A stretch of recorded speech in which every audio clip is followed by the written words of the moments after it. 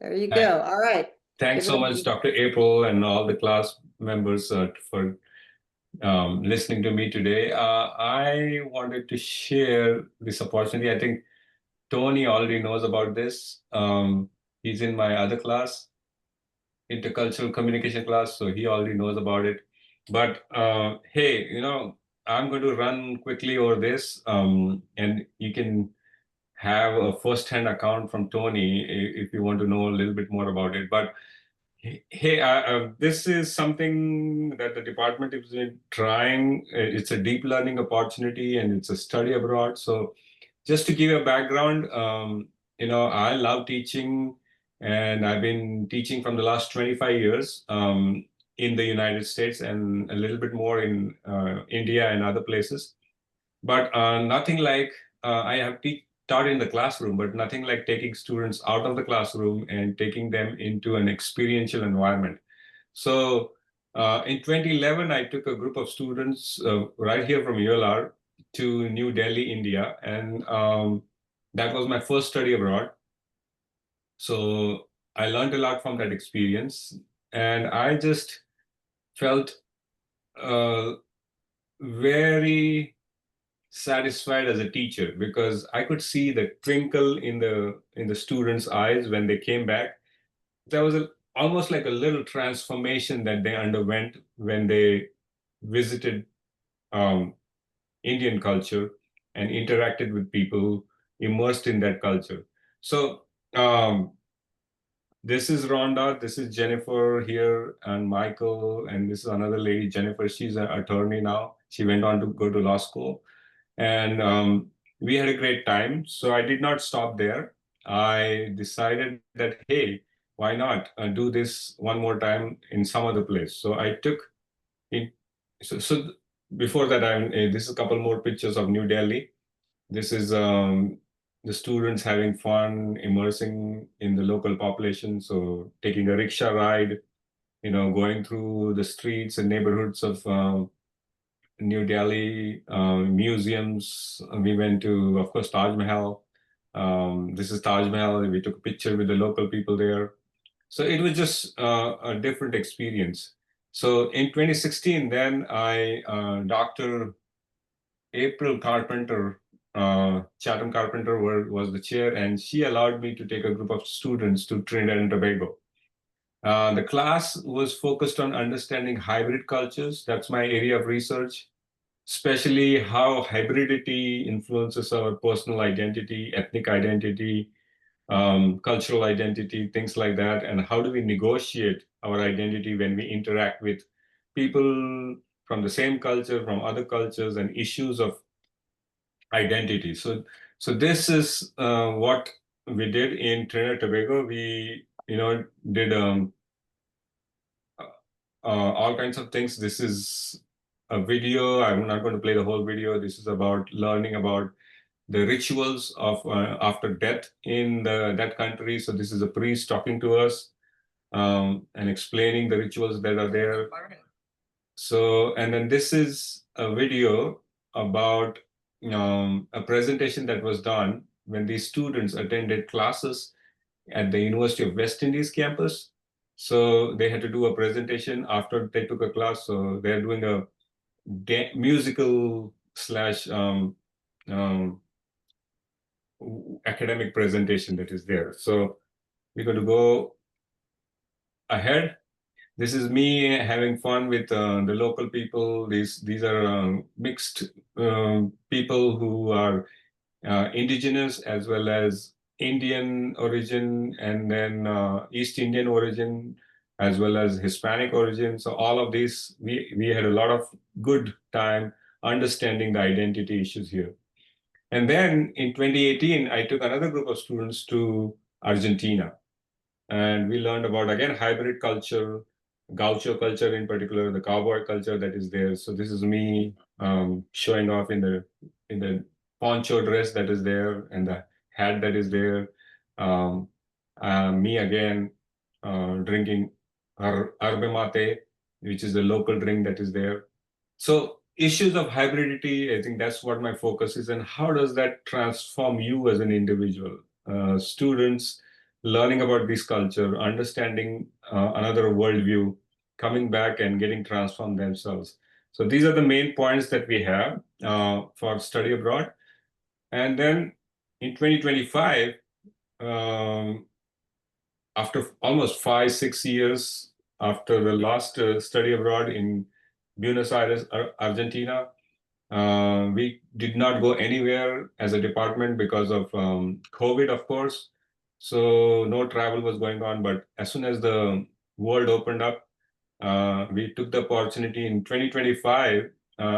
This past summer, I took a group of students to, along with another professor, to Madrid and Spain, and we went to understand interfaith and intercultural issues. Spain is a good example of how three religions coexisted, three cultures coexisted. We had the Catholic culture, which is predominantly, Spain is predominantly Catholic, but then it has a history of Arabic culture because Arabs ruled Spain for almost 7, 8 centuries.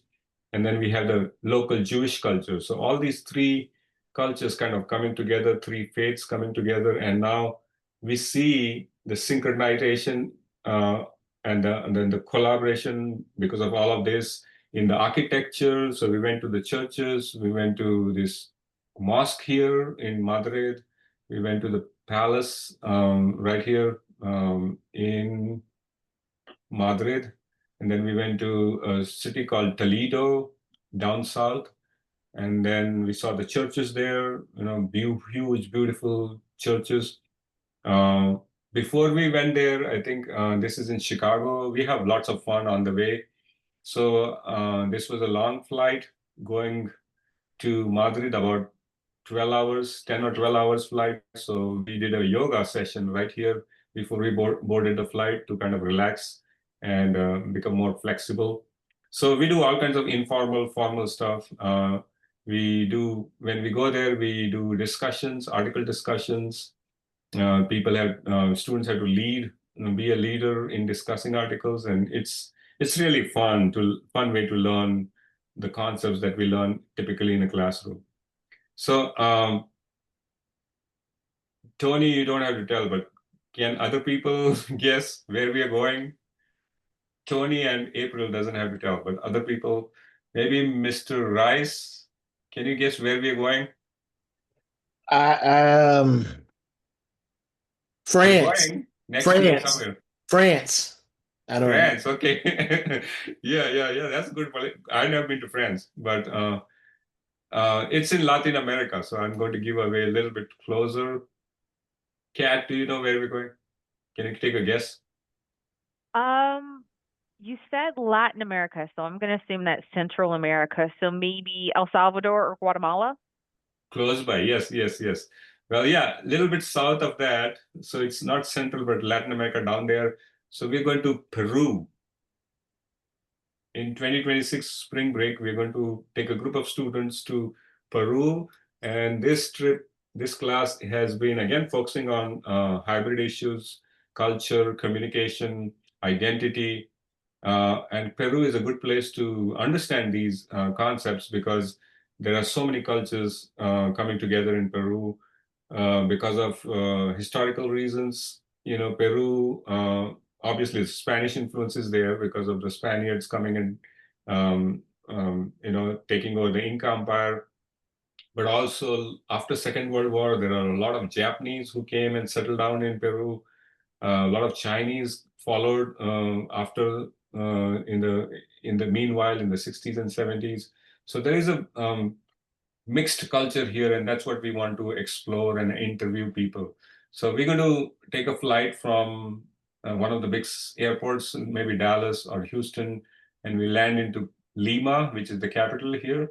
And then we explore the place. We go to the museums, we go to downtown Plaza. We also go to the beach because we are right on the beach there. So one day we'll go to the beach and relax a little bit, but just immerse in the culture, understand how the local beliefs, customs, how people go around their day-to-day life, museums, learn about the history. So 3 days we're going to spend in Lima, and then from there we're going to, after 3 days, we're going to take an internal flight, a 1-hour flight to Cusco. Now, Cusco is close to, actually, it's in the Andes. So this is the Amazonian Andes. This side is Brazil. So this whole place is full of jungles and mountains. And Cusco is around 12,000 feet above sea level. So it's really nice and picturesque. So it takes a little while to get acclimatized to the place because of the height. So we spend a day here, and then we do a service activity in Cusco. We're going to help children who are coming out of poverty there. So we're going to do some volunteer work there. And then after acclimatization, we're going to next day, we're going to walk to Sacred Valley, which is where I think we take a train and a couple-hour train ride to the iconic Machu Picchu. Everybody must have heard about Machu Picchu, right? So that's the place, that's the capital of former Inca Empire, and it is a very sacred place. It's one of the wonders of the world.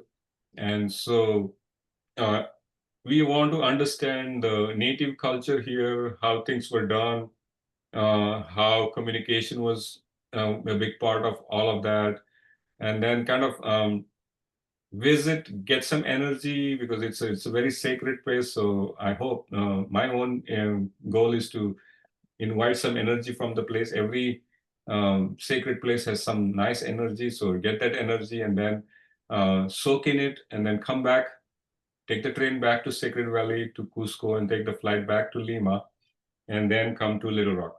So this is the picture of the temple, the site, Machu Picchu. You see how beautiful it is and all the ruins that are there. It takes a while to explore this place. This is downtown Lima, the big plaza and the churches that are there. So very exciting stuff. This is again a shot of Lima. These are the mountains that we're going to explore. We definitely going to do a lot of shopping there, the local shopping in Cusco and in Lima. So in summary, I think what we are going to do is to really experience a different culture and then look at a different culture, and then also look back at our own American culture. Because when you look out, you look back into your own culture, and so learn about yourself and other people, and then how things kind of come together, live in harmony. These are the goals of the class, and obviously understand a little bit of personal transformation. Because of all this reflection, maybe we change as a person a little bit, so that's the goal. So I'm going to stop here. This is the class we're going to do for graduate credit. You can get if you're looking for 3 hours special topics, COM 51273, it can count towards your communication degree or your certificate also, even, I think. We can talk about that with Dr. April and Dr. Oliver, if this class can count. But this is the flyer for it. My email address is right here. The cost of the trip is $4,500, not including the tuition, for 8 days, which covers all the things that you are you want: the lodging, the flight, internal flights, the entry to the museums, half of the meals. So half the meals are covered and half the meals are not covered. So basically, almost everything. And if more students go, the price comes down to $4,000 is what our people who are on the ground have told us. So let me stop here. Let me stop sharing the screen. Gracias, dhanyawad, merci, danka. Any questions?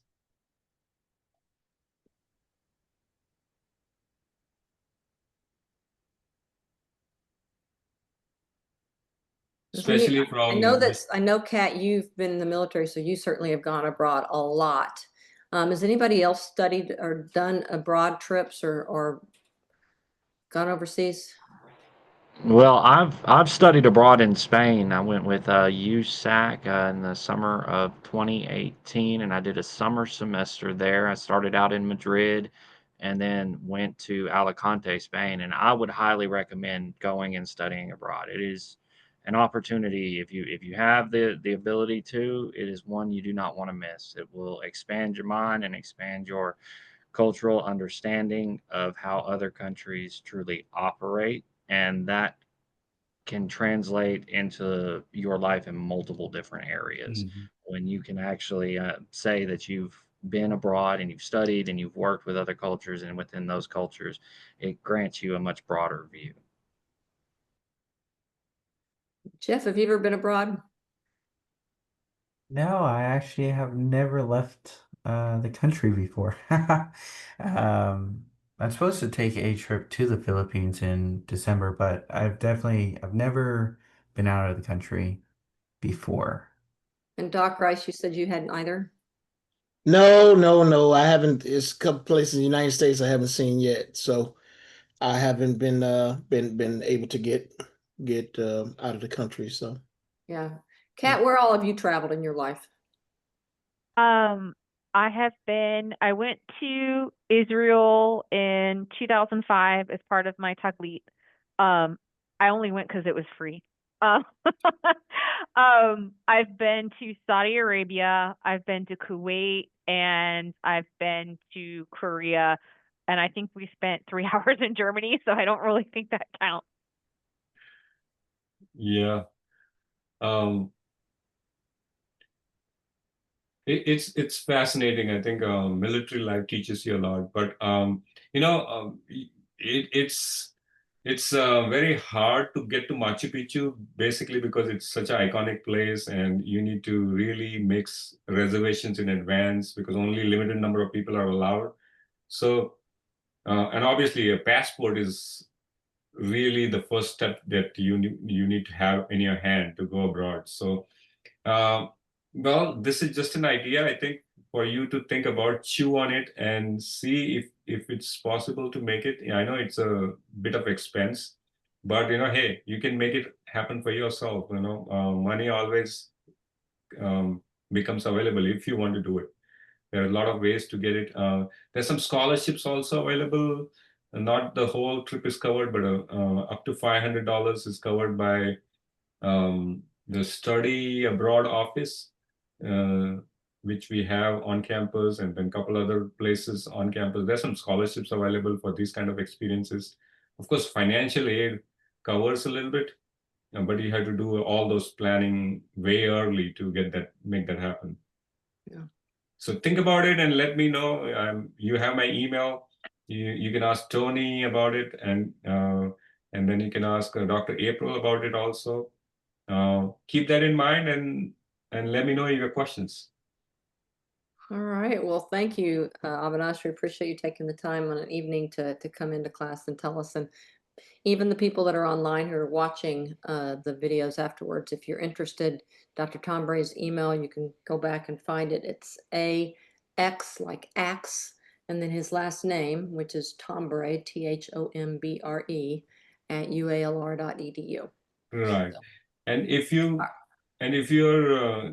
if you know of a person that you think might be able to do this, you're one of your friend or other student who wants to do this, please pass on this information because it's open to other disciplines also.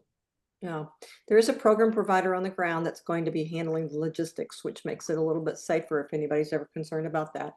And it's going to be a joint taught experience with a woman that's a new professor here, Elizabeth Satella, that actually is from Peru, which gives you a lot of additional insights. And she's offering a Spanish class that's related to this.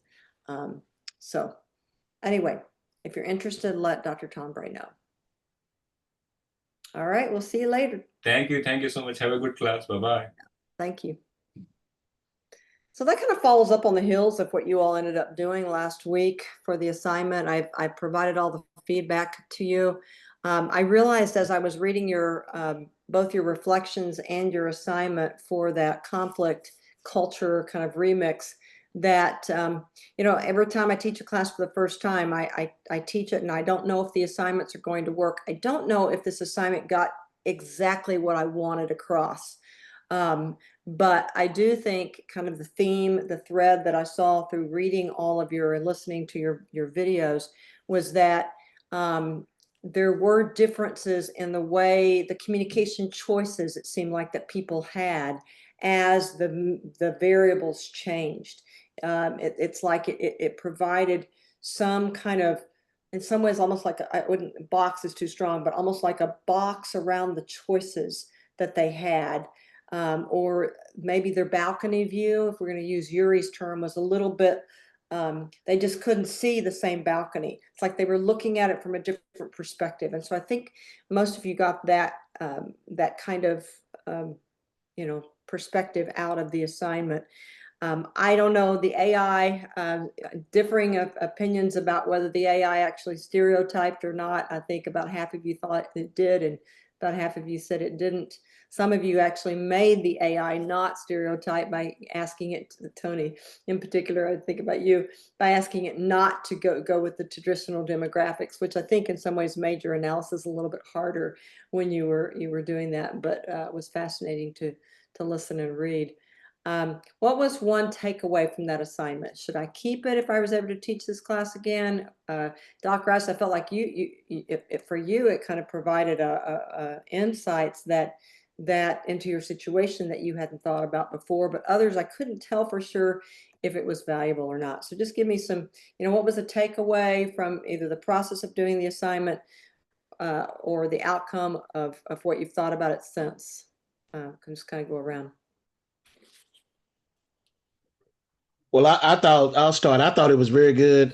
It really opened my eyes to the power of AI, and especially with those three different scenarios. And really, as I was getting the feedback, it felt like the AI and I were talking in a sense about, you know, my struggles and challenges with anxiety and teaching those types of things. And then I recognized, you know, some things I may not have understood about my students, about their backgrounds, because it wasn't stereotypical, but it was just, you know, based on the data and based on different, you know, experiences of students based on their socioeconomics and then being in an educational environment. And so I really liked the assignment. I was just impressed by the prompt and just how much information it gave me, how it organized it, and how it put it together. So I'd like to see assignments like that in the future. I guess for me, the specificity of the prompt was what was good.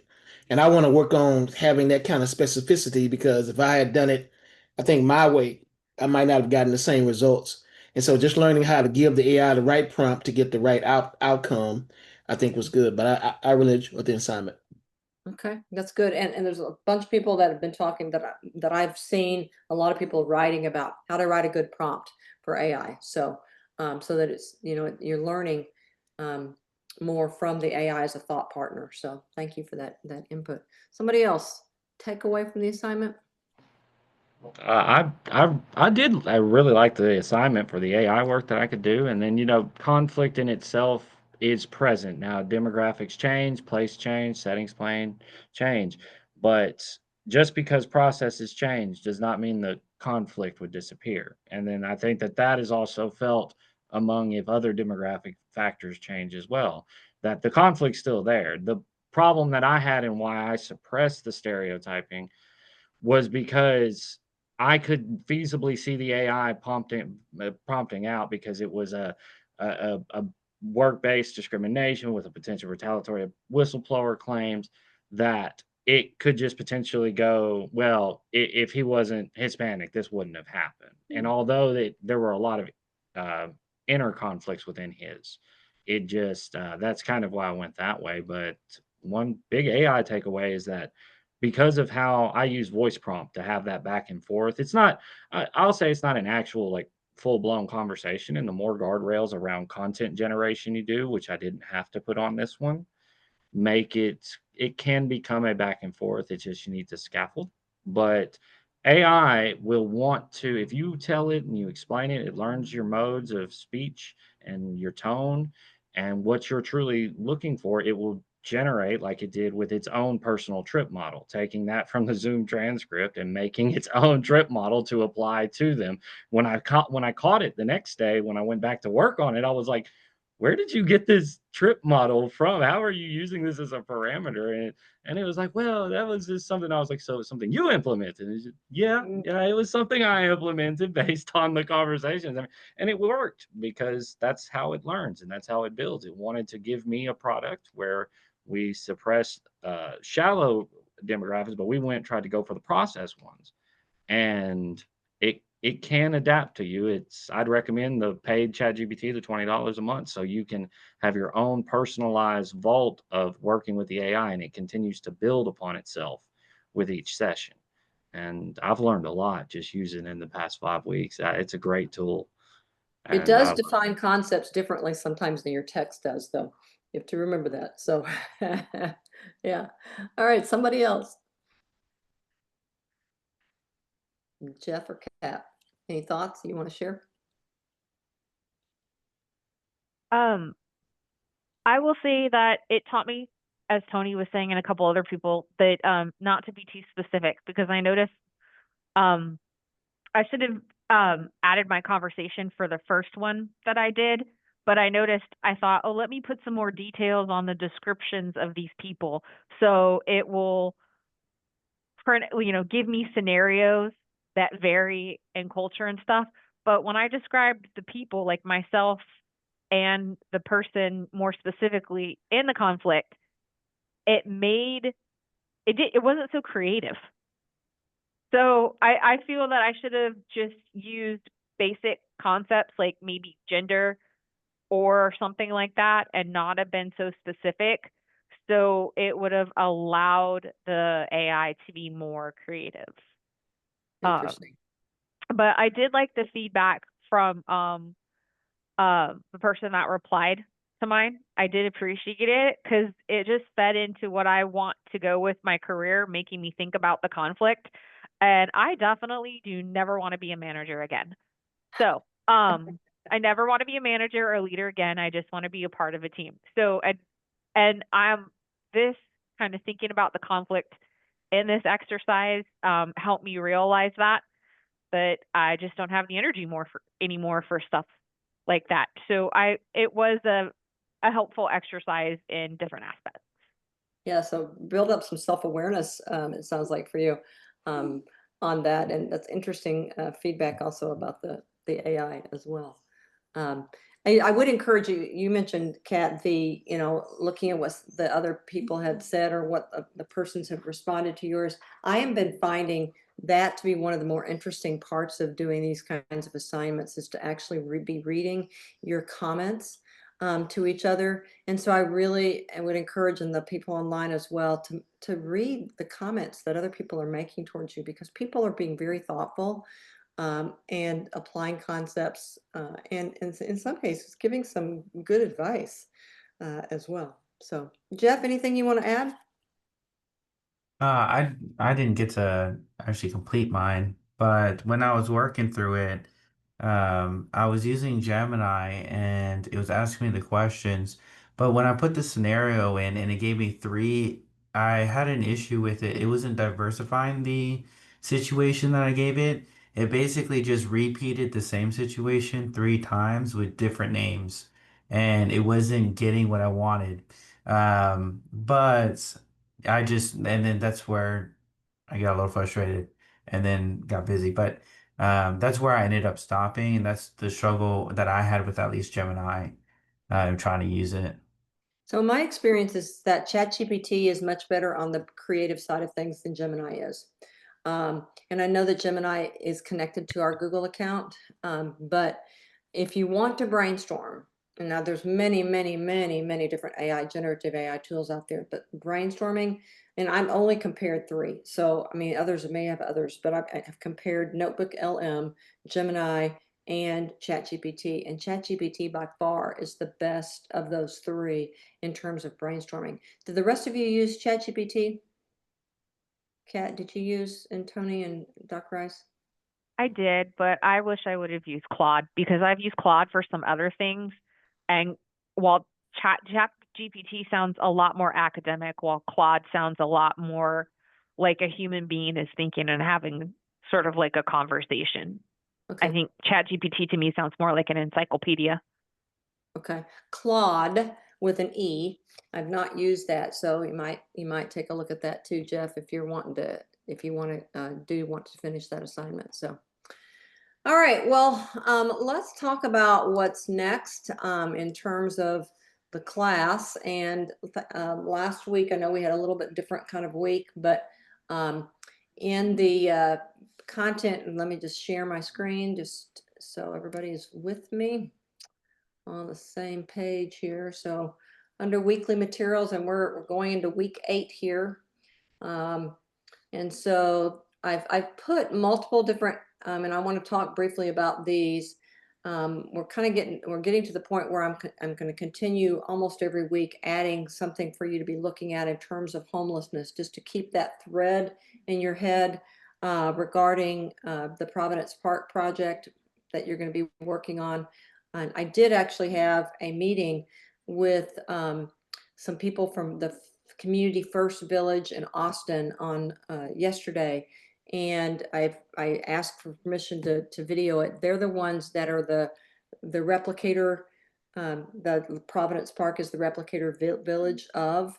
And some of you, when you did your original, Providence Park stakeholder map, you actually looked into Community First, and some of you didn't. I suggested to those who didn't that you actually go and look and see what they've done there, because they're really building here in Little Rock in the Central Arkansas area. They've gone through their Community First Village in Austin has a replicator training, and they've gone through that replicator training. And so the interview yesterday that we did, and Aaron Stenger and Mandy Davis, who are the 2 co-founders of Providence Park, they actually were on the call with us. And the reason why I asked for this meeting was because they were talking specifically about how they handle conflict at Community First, and what kind of partners they have in terms of conflict. Well, one of the things that as we look at kind of moving forward, it's really be helpful for you. And some of you have more experience of this with others in terms of knowing more about homelessness. I know, Jeff, you've taken, and Tony, I think as well, have taken classes like in public affairs. So you might have actually experienced or done some research on this, but all 4 of these are really good. This trauma-informed care for the homeless takes you out to a link that, and we're going to talk a little bit about trauma-informed care, but if you don't know what trauma-informed care is, this is a really brief description of it, which the 5 elements of it. And when you take a look at this, it has a lot of materials that you can go in and look at. If you're looking at youth or substance abuse, or people that are indigenous cultures, and specifically homeless services, and then things that you can do in the workplace as well. So I would encourage you to spend a little bit of time on this website as you're taking a look at this. And so that's one. And then there's a National League of Cities. This was put out, I think, in 2024, a report on homelessness. It's a read that you can do, January 2024. So it's just basically about cities' attempt to deal with homelessness. So you can take a look at that. Won't take you long. And then there's a video about homelessness in Central Arkansas, that and different things that you have to scroll down to actually see the video.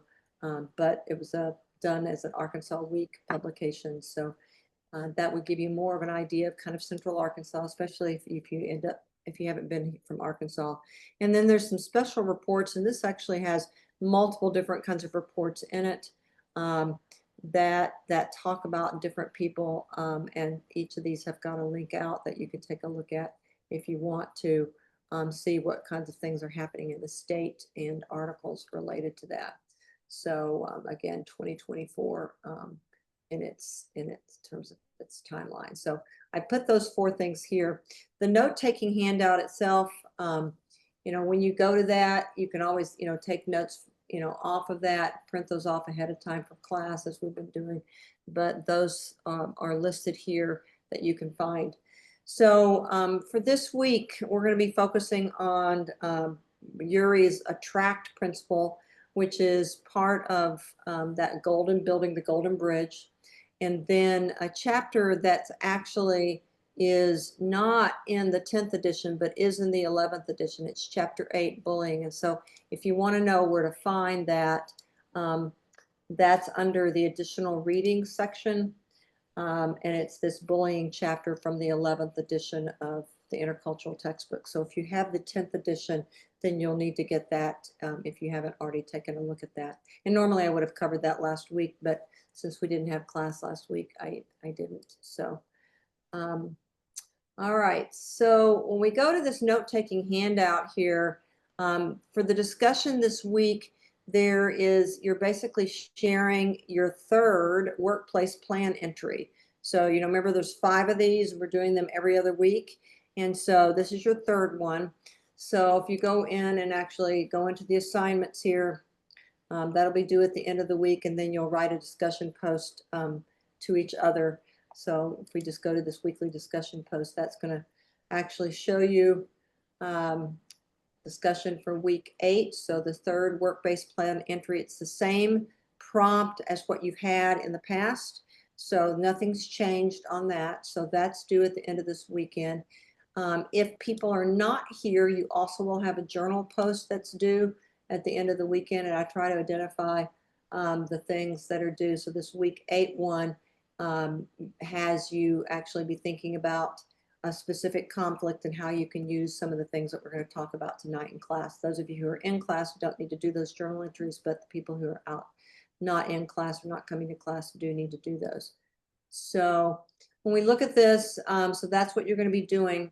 And then tonight I would talk a little bit more about this planning of this interview. I mentioned it a couple of weeks ago, and I have since then fleshed out the assignment so that you can know more about it. It's not due until 2 weeks, well, October 19th. So in not this coming Sunday, but the following Sunday. So I'm going to open up that assignment and make sure that you all know what it is. I'll show you where it is, but I also wrote the instructions for it here at the top of page 2. But let me just show you where it is for right now, and then we'll come back to the note-taking handout. So it's this community conflict interview and reflection. So if you open it up, it will tell you basically you can view the instructions. It is graded with a rubric, so you can look ahead to see, okay, what is it that I'm actually grading you on, and see the rubric details so that you can go into each of those parts and see what it is that I'm expecting. But the instructions are here, and then they are the same that's actually in this bullet points. I just didn't put it as bullet points. So let me go through these as bullet points, see if you've got any questions about them. So you're going to conduct an interview, and it can be in person, over the phone, over Zoom. It does say over Zoom, but it can be or in person. The advantage of Zoom is that you'll actually be able to take notes if you want to, or transcript if you want to do that. But as long as I have your notes from the interview, you can do it in person or another way. So, and this is going to be somebody that addresses homelessness, that comes into contact with people who are unhoused on a semi-regular basis, or that they are concerned about it. They may be a nonprofit leader that's actually working with the homeless. They could be a city official. They could be a law enforcement person. They could be an advocate. They could actually be homeless if you had have had homelessness that they've dealt with themselves. So someone that's had some personal experience with addressing or dealing with being unhoused or homeless. The interview guide, I went ahead and tried to come up with what an interview guide might look like. And so that's linked here. And you can use this. You don't have to use this, but I actually asked ChatGPT to help me create one. Told it what I thought the assignment should be, and so this is ChatGPT's version with my little bit of tweaks about what this might look like. and making a 20 to 30-minute interview. So, you know, you explain the class project, confirm the consent for note-taking or recording. Then you've got core interview questions, and I divided this. It actually gave me like 25 questions, and I said to myself, there's no way they can get this done in 15 to 20 minutes, so I cut it way down. But even here, there's more here than you can cover in 15 to 20 minutes. So I put a note here that you do not have to ask all these questions. You can add your own questions. You can use those as a starting place, but this just gives you the kind of idea. So you want to know, first of all, how are they connected to homelessness? That's the context, right? And what do they know about conflict within that kind of that community? So that's the first kind of just setting the context. What do they know? That could take you the whole interview. That you might not even need to get into the rest of this. The second part is we're going to talk a little bit more about trauma-informed communication tonight, going back to that website that I mentioned. But you might want to ask them about trauma histories and experiences of unhoused individuals, or communication strategies that they found that's effective that are related to trauma-informed communication. Then this one is kind of a wider, you know, zoom out. If we're thinking about URI, what are the kind of bigger picture systems wise of who's affected by the unhoused or homelessness? So challenges working with other stakeholders and you know, relationships between groups. Depending on what their role is, they may not know the answers to those, so you may just want to skip that section.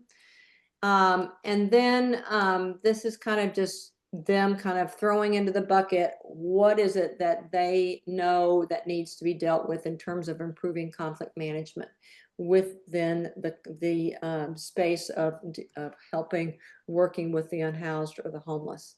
And then, you know, closing, thank them again, see if there's any additional resources or context that they recommend that you look at or review. So rather than you all just starting from scratch, I just decided that I would kind of show you the kind of questions that I would kind of think would be helpful.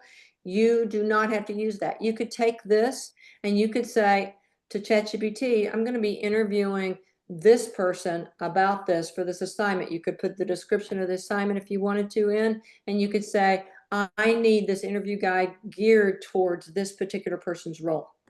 And I would be fine with that. Okay, so you don't have to use this interview guide as it is.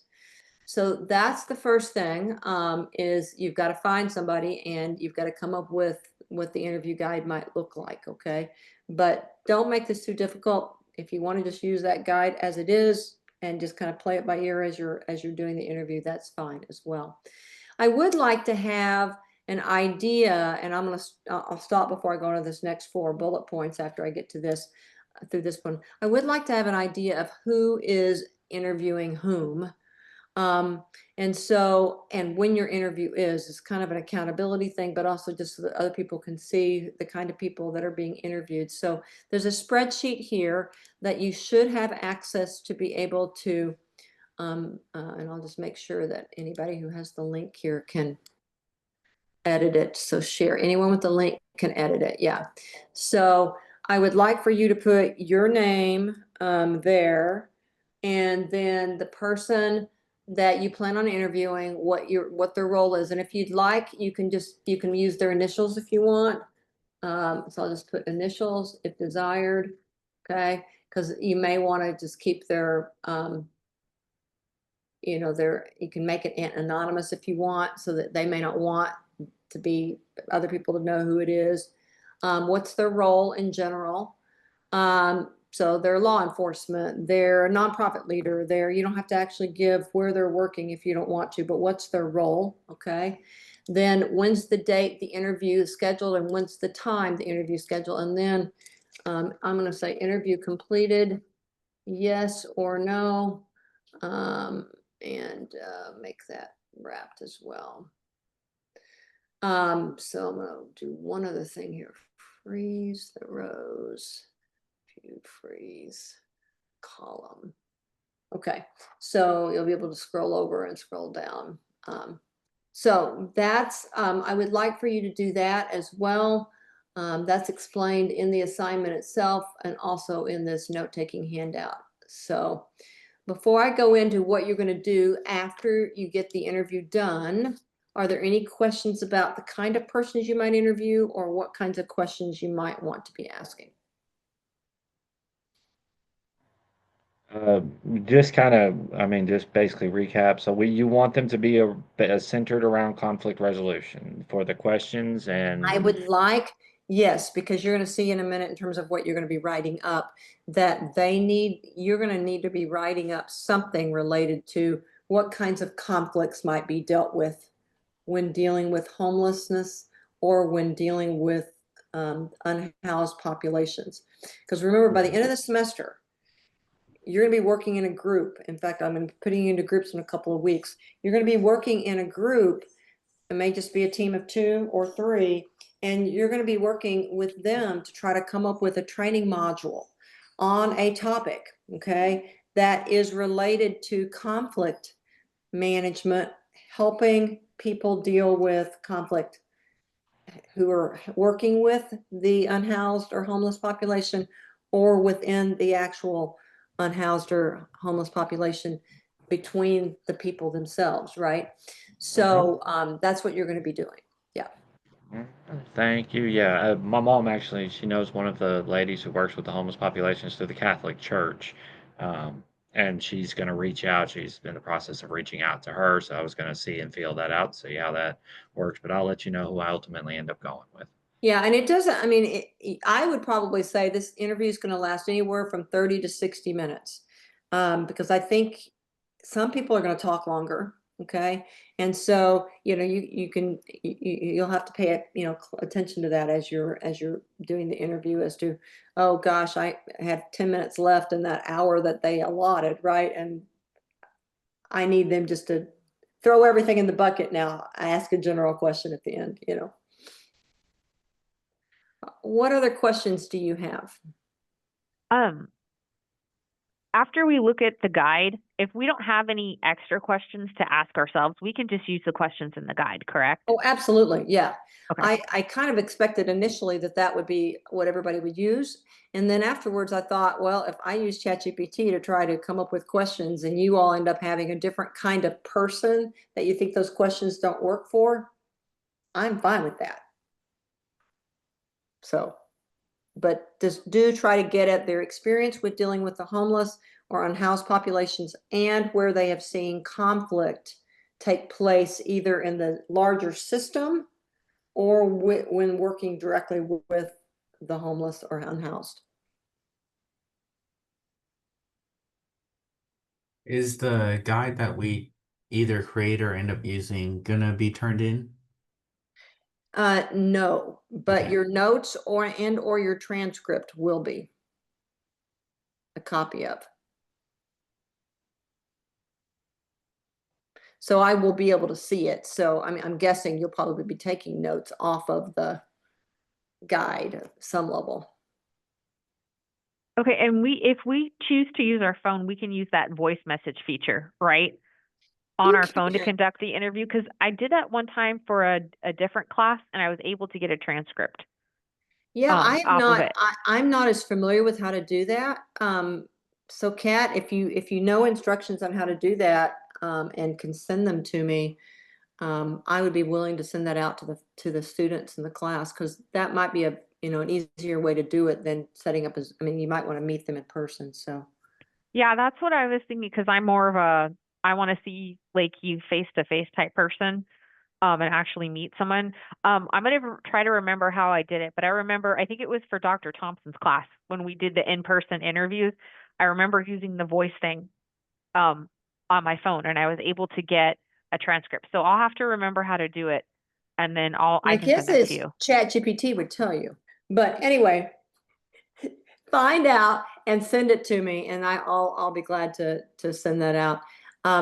You do have to ask for permission to record, so be aware that you need to have something to take notes with in case they do not allow you to record. I think we lost Kat there for a sec. All right, so other questions? Doc Rice, you have any questions? No question. Just trying to figure out, who to contact and how I can kind of set this up, via Zoom. Yeah, Dr. Rice, I don't know, with all your contacts in the education community, there may be educators or administrators that have actually dealt with families that are homeless, that the kids are coming to school. And Mhm. so it's possible that you could end up finding somebody like that in your connections with education too. So Yeah, I'm looking at that too. Like I said, just trying to, because and I'm glad you brought that part up about permission to record and that kind of stuff and taking notes, and because I think that's where, it might get a little dicey. well, and I will say that if they're mentioning names, I would encourage them in the interview itself to just to not mention specific names if you are recording, okay, to protect. And maybe I ought to add that into the interview guide just so that okay, so we'll just think briefly explain mention that they should keep confidential information anonymous. Does that make sense? Yeah, de-identified, I mean, would be another way to put it. You could actually, if you had the transcript and they were, you could ask ChatGPT to go through and pull out any proper names and make sure they're de-identified and remove any workplaces, remove any identifying information, and then it can give you a printout receipt before you submit, and then go through yourself, obviously, and check just in case.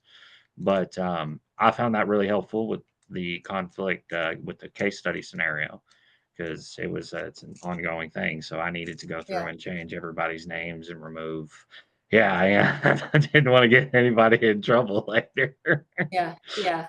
Well, some of the conflicts that were shared for this last assignment were pretty.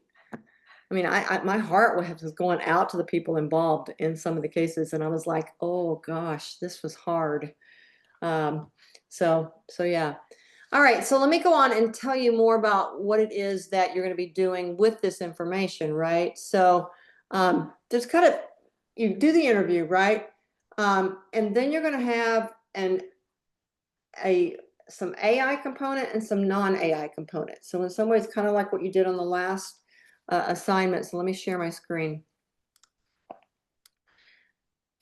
So based on your interview, without the use of AI, generate a 1 to 2 page single space summary of conflict issues and dynamics faced in working with unhoused populations. This should be just directly from your notes, right? I would say it could be bullet points, literally. It doesn't have to be, I don't want this to be a paper, that part, okay? So just bullet point summary. Maybe I should just put that in here. Bullet point, single space summary of conflict issues and dynamics faced in working with unhoused populations. So here's this kind of thing. And if you need to explain it with a sentence, you can. Here's another kind of thing. Explain it with a sentence. Here's another kind of thing. Explain it with a sentence. Or if they only talk about one type of conflict, then you'll just and they talk about it in depth and in multiple different components. Then you say, this is the overall conflict that they say that they've seen, and it's got these different components to it. Okay. So that's going to be used faced in working using a trauma informed, and I'm starting to use this term a lot because here's the thing. If you go into these interviews with I don't think any of you all would do this, but it can be easy to do this, especially if you've never experienced being unhoused or homeless. It can be I'm better. I don't want you to feel like you're better than them. I think anybody at any point could experience being vulnerable in that way. And having a trauma informed perspective allows us to be able to take humility and have humility at the center rather than judgmental view of the other. And that's the reason why I keep bringing in this trauma informed. And we'll define it more tonight in a little bit. But Tony, you have your hand raised. Yeah, I actually watched and did all the materials that you put out for this week, and one of it was the one that was it Arkansas PBS, that video was actually really good because there was basically a scenario that said and then one of the ladies said the only thing that really kind of can separate some people, because we've all kind of been in that situation, was the presence of a support structure. And that happened in my life through my mom's divorce. She didn't have her disability yet. Taxes hadn't been paid. Risk of foreclosure on the home. I was starting to work, but we just did not have a stable environment. And an individual that I know came through and loaned me a substantial amount of money in order to catch up something. And I mean, I sold him a piece of property, but I'm still going to pay him back. But when I was thinking about that, that was one of those moments that I was like, had he not have come in and saved us, we wouldn't have our home, and we would have probably ended up in Texas because we were just then kind of getting out. My granduncle had just died. Mom was trying to wrap her divorce. She wasn't receiving her full disability. I mean, I remember going to the food pantry and getting boxes. So, I mean, you can see this nice house behind me, but it was a struggle, and everybody in the world can have those struggles. And what defines you is the support structures that you have. And when you have no support structure, there's nothing to fall back on. And that was really a good highlight that kind of opened my eyes to thinking about it in a better way. That's why I've chosen to try to go to a church or an organization as opposed to a law enforcement officer who's only going to have one paradigm or maybe one toolkit, and not to speak ill of the law enforcement. There are a lot of good ones, but in a small sense, sometimes they're hammers and everything is a nail to a hammer. And this is not the approach that needs to be taken here. Mhm. So, yes, and you've had more close experience with that. So, thank you, Kat, for putting that into the chat too. I just saw that come in. So yeah, and trauma informed is more than just having empathy. It's also, or humility. It's also about recognizing that there are multiple pathways that might lead to vulnerability. Okay, that it's not just one pathway. So trying to force a solution that looks like everybody has this solution, and this is going to be the solution that works for everybody, is not the way that it's going to work. The same thing would be true of conflict. That's one of the reasons why I wanted you all to do that culture assignment last week, was because understanding that if we change one thing, a variable, the idea of what it looks like to go to the balcony, or what it looks like to apply the RICE model, or what it looks like to consider the TRIP model, is going to look different just by that one or two or three things changed. So we cannot say, oh, to solve this conflict, you always do it this way. No, you don't always do it that way, because there are people, human beings involved, who have needs and experiences that we have got to keep informed. Okay. Now, all right, I went off a little bit there, but okay. So what you're going to do then is you're going to submit your summary. So this 1 to 2 page bullet page summary, you're going to submit that to an AI tool of your choice. We've talked about ChatGPT tonight. We've talked about Gemini. You could submit it to Claude or some other AI tool. Ask it to generate several possible interventions for the given situations. So this really is going to be kind of situational based, okay? So the kinds of situations that might be faced. So maybe I should say conflict issues, situations, and dynamics based in working with unhoused populations. So you'll submit that, and before it generates the interventions, and this is where, Dr. Rice said something about the prompt being so important. You all had to ask me 3 questions before. You're going to do the same thing. Before it generates the interventions, you ask the AI tool to ask you 3 questions, one at a time, about your interview. Now, if I were you, I would start my prompt, and I'm not developing the whole prompt for you this time, but I would start my prompt with, here is my assignment. I have conducted a interview over Zoom with a person in this role. That person gave me a lot of ideas about conflict issues, situations, and dynamics faced in working with unhoused populations. I am going to want you to generate several possible interventions for the given situations, but before you do that, I would like for you to ask me 3 questions one at a time about my interview so that you better know more information than what I just gave you in that 1 to 2 page summary. Okay? Then, without AI assistance, you're going to critique in a paper the tool's insights, and you're going to critique it through a particular theory lens. And what I mean by theory is it could be a model. Okay, so theoretical lens or model covered in class so far. So you could use Urey's whole model, right? Go around the whole circle. You could use that model if you wanted to. Or you could use the TRIP model, or you could use Rice model, or you could use, you know, something else that is kind of spoken to you, conflict styles. Okay, so some theoretical lens or model that's been covered in class, in your readings or in class, in terms of what are the strengths of what it offered and what are the concerns you had about what it offered as possible interventions.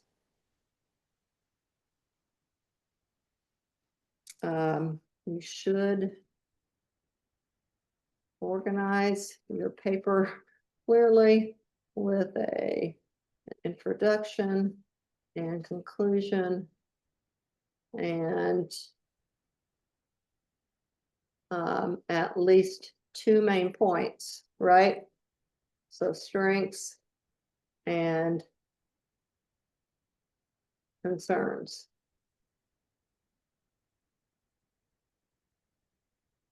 I probably would have 3 main points if I was doing it. Let's just do this. 3 main points.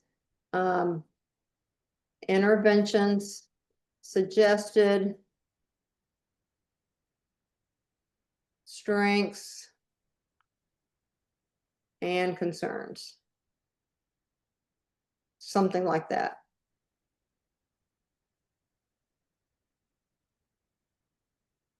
Then you'll have an appendix that'll have, so I should say here also, include all your AI work as an appendix with paper, cite your sources appropriately using APA style. Also include the transcript of the interview if over Zoom, or your detailed notes if in person as an appendix.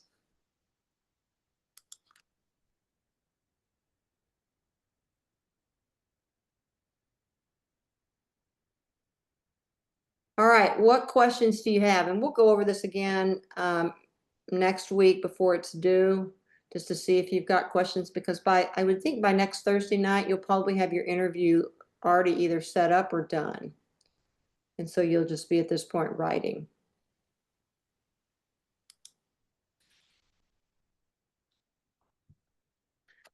What questions do you have?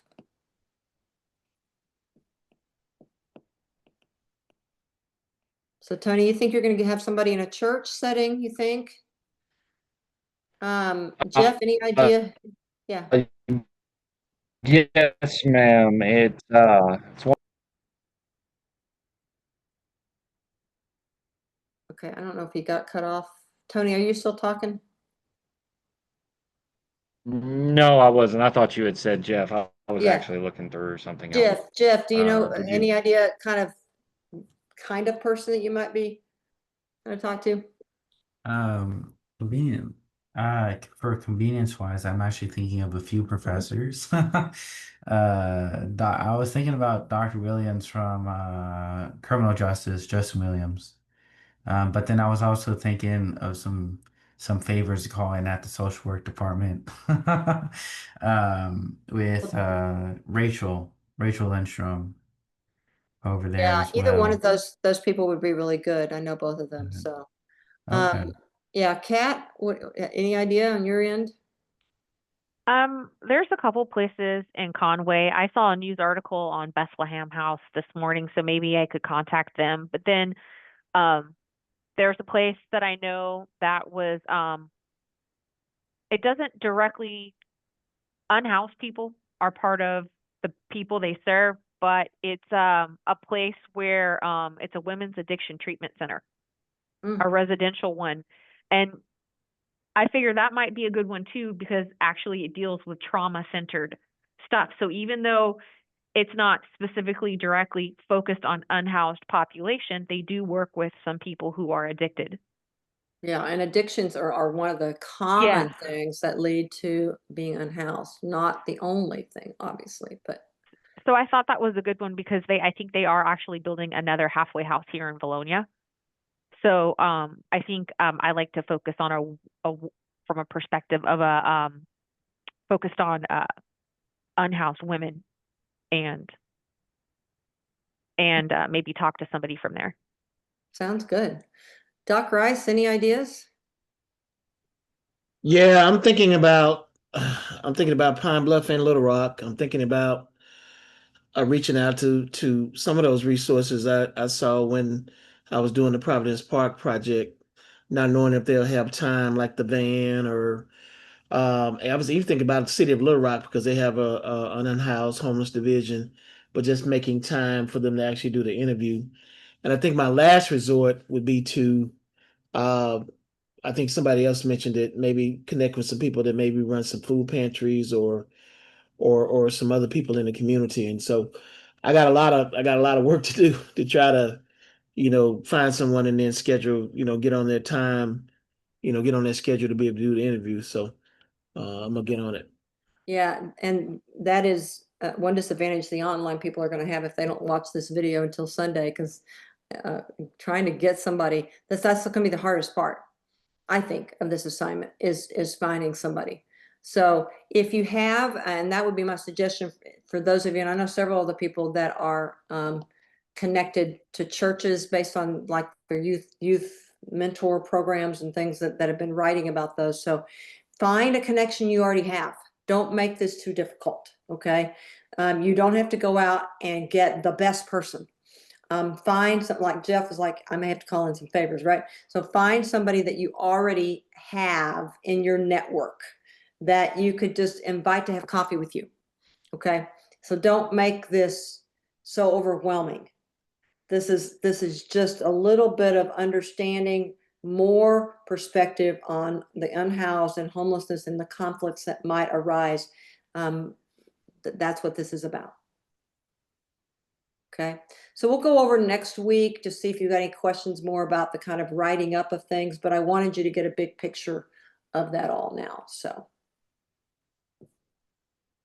all right, so this week, as I was, again, first time teaching the class and first time using these two textbooks together too, I was really trying to make some connections between bullying and attract, the attract step of the URI.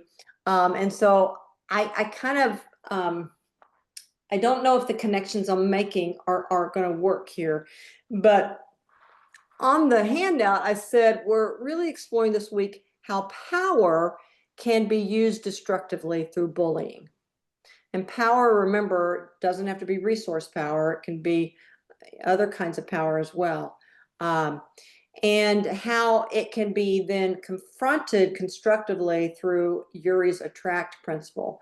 And as usual, I am finding the possible, at least for me, the possible text to be what I feel like I'm pulled towards more. And this week is no exception. Part of it is because in the bullying chapter this week, the person talks a lot about their own experience in an autoethnographic study. And so I didn't find, I mean, I think it's interesting, but I didn't find that to be extremely helpful in fully understanding or seeing what bullying is about. But I thought I would start out tonight with a scenario that could happen in a workplace setting. And so I'm going to put it into the chat. And for those of you who are working online, I will read it aloud. And what I would like for you to answer is, the people who are here, is what is happening, and what could somebody do about it? What could the parties involved or the other people who are around the situation, what could they do about it? Okay. So this isn't a workplace situation. So I'm going to read it out loud. You guys can see it in the chat, I think.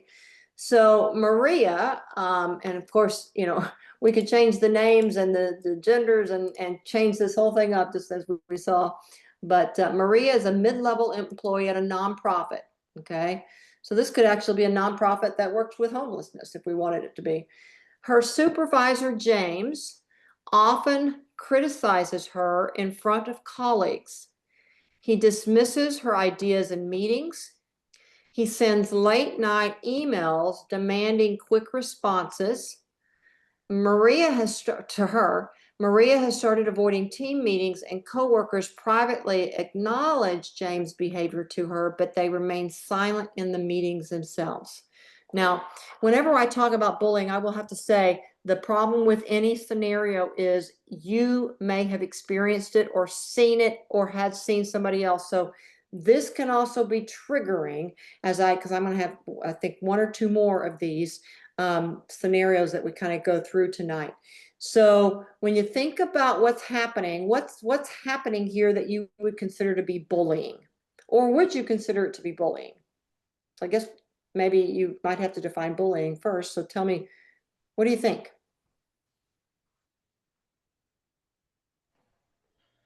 I mean, it satisfies the requirements. It's being communicated. It's relational, and in their aspects. There's a temporal effect. They both work together. It's becoming problematic, and other people have agreed to the behavior. It could actually, because he's a supervisor, she's a subordinate. It seems, or is that yeah? Yeah. It actually might fall under harassment if just depends on how aggressive it has become because of the power dynamic. But I think it might satisfy the requirements for bullying.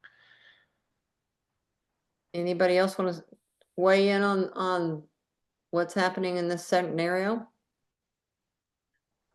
Yeah, I agree. I think, there ought to be some HR rules in place about that. I think the late night text is also a red flag for me, with the quick responses. And then just office etiquette, in terms of, as was said, that's harassment. You know, confronting people in front of other people. It just reeks of a lack of understanding, power trips, in the workplace, just unchecked power trips in the workplace. And I just see that, and I've seen these scenarios before, even, humorously on episodes of The Office and other situations where they were real, where it just becomes, just commonplace, until it is actually addressed. And so yeah, I agree. I think it's bullying. I think it's harassment. I think there are several violations of human resource policies that are not being, you know, looked at. Yeah, okay. Power unchecked, I really like that term. Because in some ways that is bullying. I mean, power left unchecked. Jeff? I'd like to mention of the HR because my first thought as Doc Rice was talking was those are the ground rules for the conflict that's about to happen, right? Is using the policies that are already in place to help navigate, and those are your rules and your boundaries of how to go forward with that conflict. But when I think about bullying, I think of it outside of the context of work, and I would classify it as just harassment itself, even though I guess they're synonymous terms. It just feels that bullying is a different degree between it's more of an explanation of harassment, but within people who know each other, is how I would interpret bullying as that term. where harassment is a lot more serious to people who have no relation to each other than that specific environment, common environment, if that makes sense. Though I think HR harassment, the people would, I can get the fact that bullying can move over into a relationship, a relational expectation being violated, right? But so can harassment. If you think about sexual harassment, for example, or an HR, the quid pro quo harassment that they talk about, where if you don't sleep with me, then you're going to lose your job. If you don't answer this late night text, then you're going to lose your job. So I think about harassment. The people do know each other, so I don't necessarily see the distinction between them. I think not all bullying is harassment, but I think probably all harassment, I don't know, might be bullying. I don't know, Tony. Well, okay, so harassment is actually against the law. You are actually in violation of federal law, Title VII under EEOC. You have you have essentially bullied someone of a protective class, so you can be sued for that. Bullying, on the other hand, is not against the law. It's against moral ethics, it's against corporate policies, but you cannot arrest someone for bullying another person per se.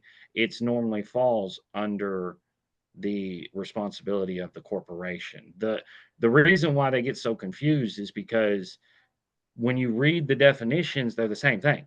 They are essentially all the requirements for bullying are being met under harassment. It's violating the rights of any protected classes under EEOC. And then sexual harassment is another more egregious form of harassment because you have now violated the personal space of another individual. You've actually touched them. You've actually begun to make them feel extremely uncomfortable around you. That is where the delineation for bullying and harassment comes in. It's really confusing because when you read them, it's just the two are the same. I actually had to go back and re-communicate it with ChatGPT to make sure my understanding was actually correct and let it pull from law text so that I was not misremembering from when I was working. And I did a lot of the bullying and harassment things. Trainings, yeah. So what are the options of the people involved, for the people involved to deal with this? Let's look at Maria's coworkers first of all. What options do they have? Well, Form a coalition. Maria's coworkers aren't going to say anything because they're going to be too afraid that the supervisor is going to come after them. Maybe you'll get one to stand up for it, but depending on the environment, like say it was today's type of environment, what's going on in the workforce, because people are afraid of losing their jobs because it's hard to find a job. If that was the case, like today, these people, they're not going to want to lose their job. They're going to be afraid. They're not going to say anything. They'll tell her in private like they are, but they're not going to say anything. I think her option is to go to it just depends.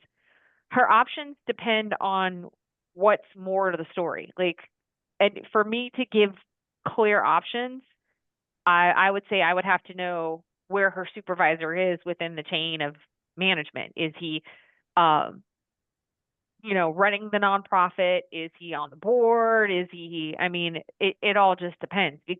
Because if he's running the whole thing, then really what is her option? Her option is to go to the EEOC and file a complaint for a hostile work environment and start saving all her stuff. But if he's just a mid-level manager, she can go to HR or she can talk to somebody within the nonprofit, like maybe one of the donors or somebody like that. But it all just depends. I think to say something specific, you need kind of more to the story. Yeah. If the nonprofit has an HR department, and many nonprofits are small enough that they don't. Requirement of 15 employees to fall under EEOC. If you do have less 15 or less, you do not fall under EEOC. Now, the state has laws that mirror, but EEOC won't be able to help you. They can just give you a right to sue if you've actually been violated. Yeah, there's some civil stuff that you can do, but it all just depends. I think for a clear, specific response. I think there needs to be more information in the scenario. Yeah. So when we think about, we've established that there is bullying. We've established that it is difficult, and this is true of a bullying situation. Typically, there are no clear answers as to how to get out of it. Because everything that I think about in terms of, well, I could do this, that has a consequence. I could do this, that has a consequence. I could do this, that has a consequence, which is one of the reasons why I think bullying is so insidious. One thing I'd recommend is she can start a documentation trail. Keep all of those messages. Make a journal of how he made her feel, at what time, on what day, who she told within the organization. Because if he continues to run that line, and it's going to affect her mental health, because you're going to internalize it whenever you, even if you're just trying to write it down to remember it. You know, you can't just block it out of your mind. But if it's not full-blown bullying yet, it's definitely trending that way. And if it continues to escalate, you know, I mean, I'd try to form a coalition and get all the people in one room together and say, if all of you feel this is bad, how can all of you stand around here and look at me, and each one of you individually say, I'm not going to do anything. But, you know, even still, it might not work. But then you can document it. The support structure you talked about earlier about homelessness, Tony, is also really important here, because Maria needs to have a strong support network. Even if those other colleagues are around her, she could get ideas from other people, or from a counselor, or from family and friends in terms of what else can I do. Most likely she will leave the job if there's no HR department. Most likely. I was just gonna say, if I were, well, I've already been in her shoes. I would just walk away. There's other options that you can do. I wouldn't necessarily walk away, but I would set up a situation not where they could fire me, but where they'd have to lay me off. So that way I could go get unemployment. And do something like that. But I would start setting myself up for a situation to walk away. Because in the end, regardless, it's just not worth staying there and in that situation. Unless James has someone that's holding him accountable. If he does, then we've got lots of options, potentially. Okay, so that's kind of a classic bullying situation that we might face. Now, what I want us to think about, I'm going to give us a different one, and Doc Rice, this one's for you. This is a city council one, okay? I had to put one in for you. Okay, so this particular one, now I want us to think less about the bullying and more about how could we potentially use some aspect of Yuri's chapter, of the Attract chapter in it, okay? Before I go into the scenario, let's go over some of the key things in that chapter, just so that we're all on the same page. So if you go to page 3 of the note-taking handout, I think we kind of dealt with the first part of this in terms of the bullying. Main characteristics, how is it different from normal conflict, consequences. So let's just kind of go through some of these questions. Remember, and I had to go back and think about this today, this is part of the Golden Bridge, right? So we had a chapter on listening, a chapter on creating, which is basically instead of either or, both and, okay, coming up with solutions. And this one is on attract. And attract, really, when I think about this, is it's a path that makes parties want to have a better relationship. So we're really focusing on changing the heart of the people involved to want to work together, to have a better relationship. So he talks about it as an attractive process, right? So the word attract here is not like a interpersonal attraction. It's like I'm not pushing you away. I'm actually attracting towards relationship. I remember when I first came into this department, and they told me what the mission of our Department of Applied Communication is, which is to co-create better social worlds through positive communication. And I used to think that word positive communication really meant politeness. But as I learned more a little bit from Dr. Miraval, who created the model that is often taught in some of our classes, it really is not just about politeness. It's about building relationships with people in difficult times and in good times. And so that's what this is really talking about here. And so he talks about, and I picked out 4. There's also one that's a storytelling one, but I picked out 4 suggestions that he has of how we can do this. And he's really thinking about the stories that he tells in chapter 8 really are stories from a person that's looking at this from the outside, right? So it's not necessarily the person that's in it. So it's like the mediator, it's the negotiator, it's the person that's kind of been called in to help these people work together.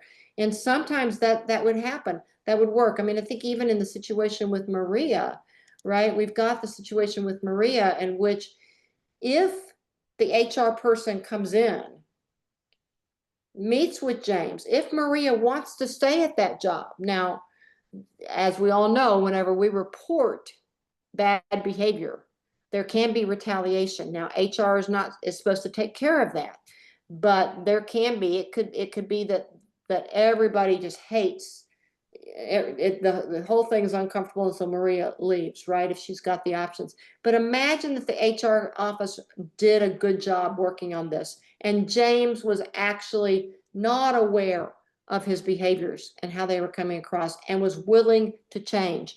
Now, all of a sudden, the HR office is going to have set this up in a way that James wants to move towards being a better boss.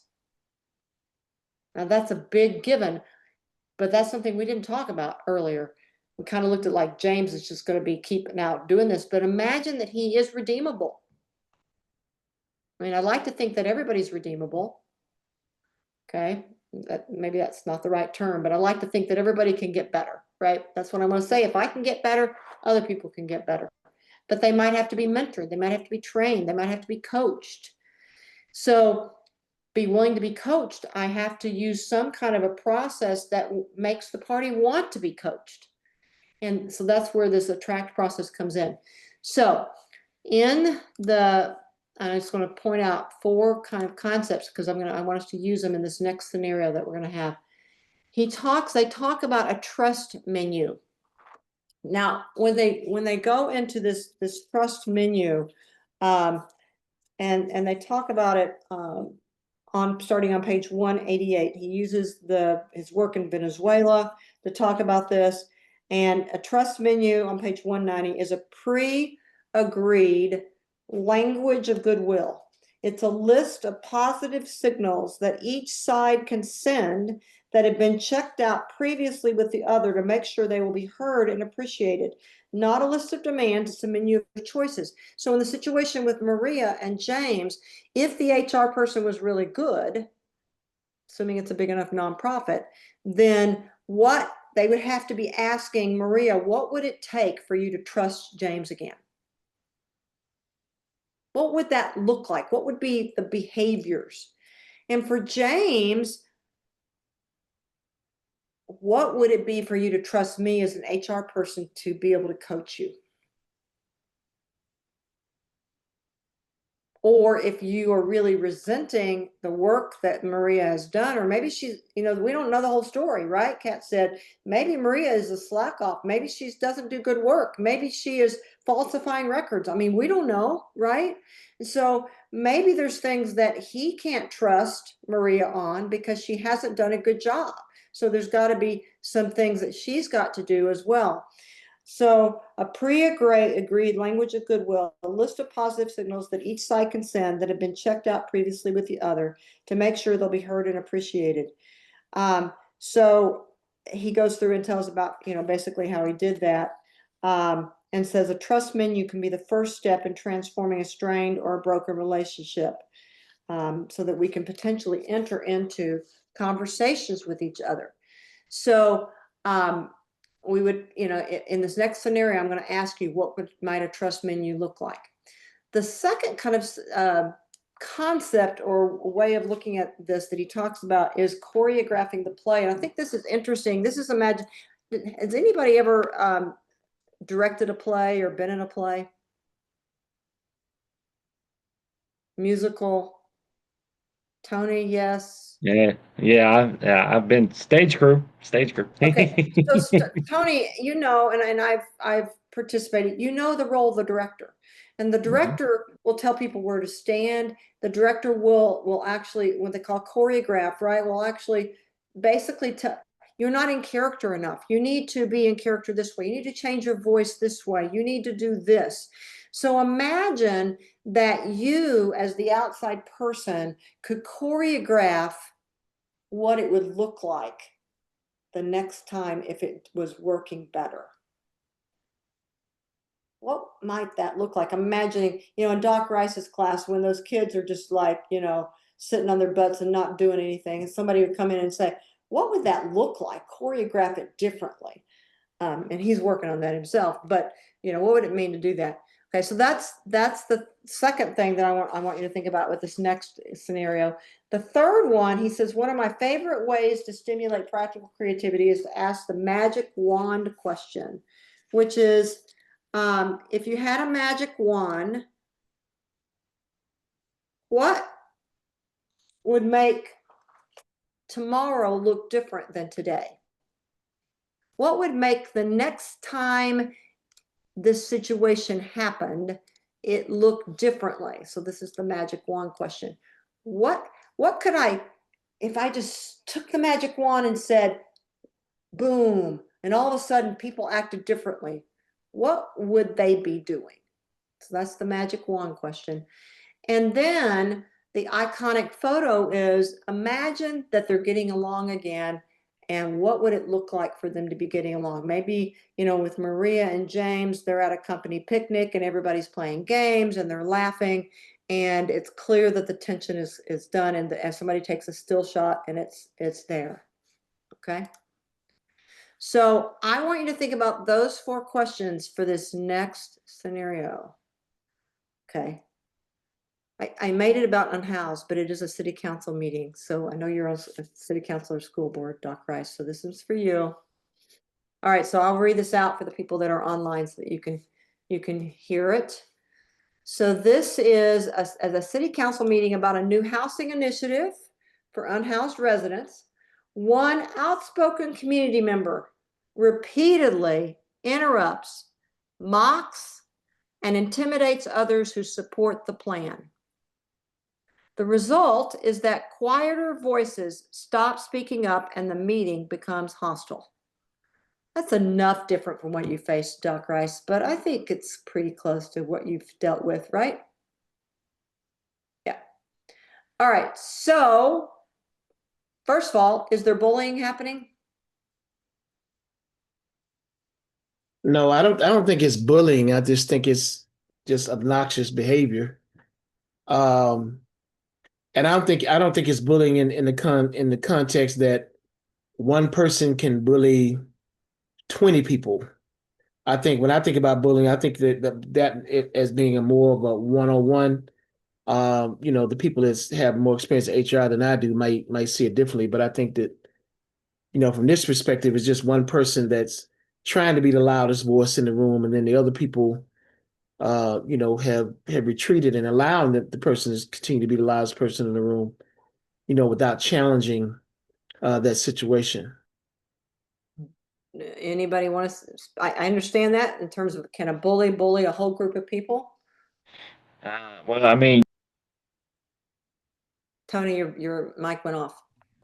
thank you. Sorry. It's that word intimidates. Intimidation is an aggressive tactic where you are actually presenting yourself in a hostile manner. Um, Now, if people are intimidated by you in the way that you speak and how you and just in your normal process, you know, they're intimidated by your intellect. They're intimidated by your presence. They're intimidated. That is their interpretation of your behavior. But if his behavior is actually intimidating, if he's pulling Julius Caesar before Julius Caesar came and rounding up all the people and actually, you know, give them a good beat down before it's time to go in there and vote, then yeah, that's intimidation, because then everybody's conduct changes. And that word is when you're talking in HR sense, intimidation is the hardest word there, because everything else, I'd have to agree with Doc Rice. That may just be him being him. He's just a forceful person. Just a forceful person, and nobody has, pushed back upon it, or they haven't kind of banded together to push back upon it. But he, like you said in the last scenario, he just may not know. And at that point, it's, well, is it his fault for being a forceful person, or is it the fault of others for not speaking to it and shying away? And that's just because there's no communication happening. So Yeah. So I would throw in one other thing here, that unchecked power that somebody else mentioned earlier, and I don't remember who it was. Maybe if there's fear of repercussions if I speak up, and not just social repercussions, but people coming to your house or throwing things at your car, or fear of being physically or emotionally hurt. And that does relate to trauma, right? Because somebody from the outside can look at it and say, well, why in the world are you afraid of that? That's not a big deal. But if they have gone through trauma in their past, that this brings up something for them, then this could actually trigger a fear response that might not trigger in somebody else. And they can feel bullied because of that.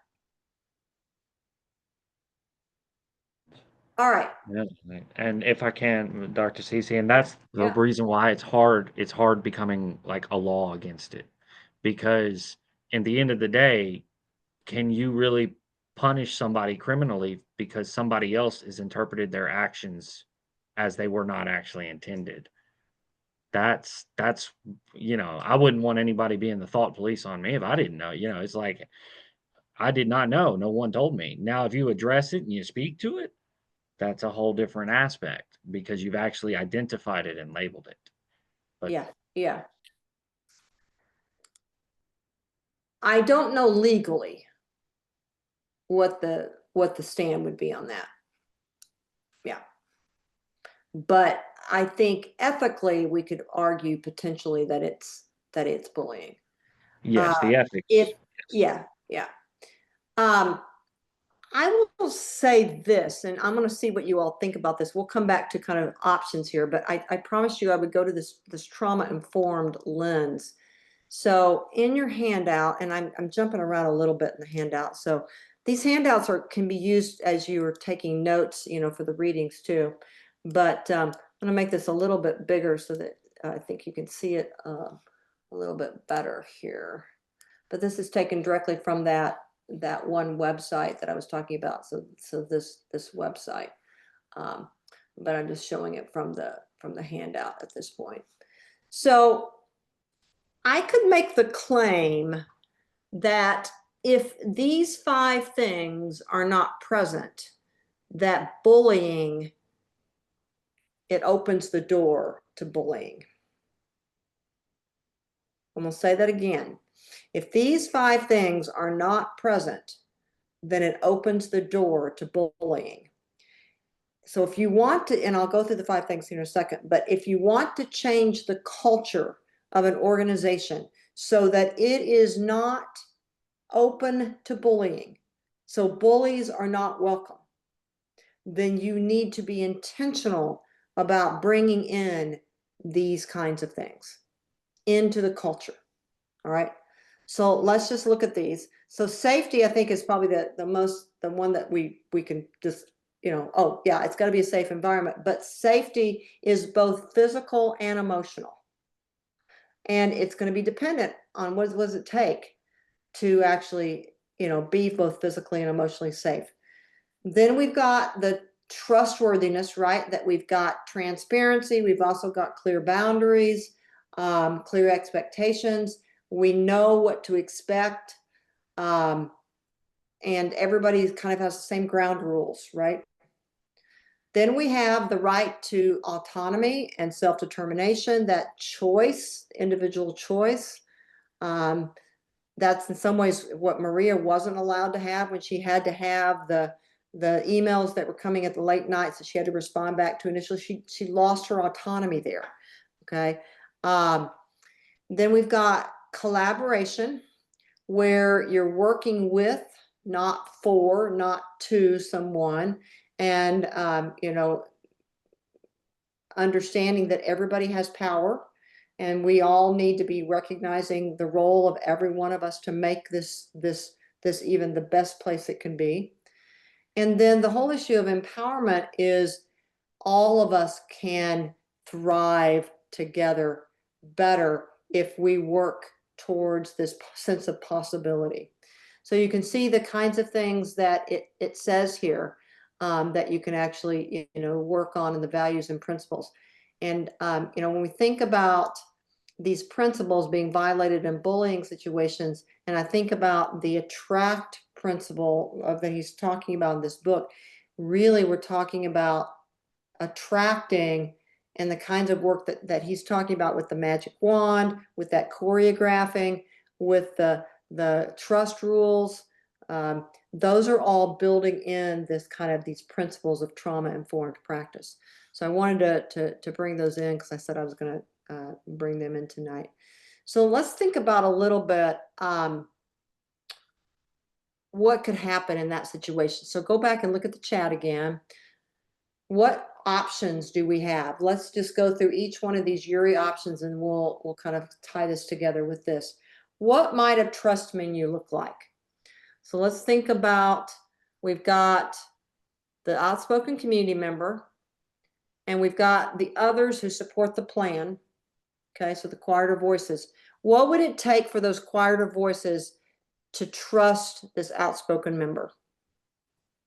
What would be positive signals, verbal or nonverbal signals, that that person would have to give them for them to trust him? So think about you, Doc Ross. I think about that person that has come into your meetings before and they disrupt. What would it take for you to realize that they're going to be operating in good faith in future meetings?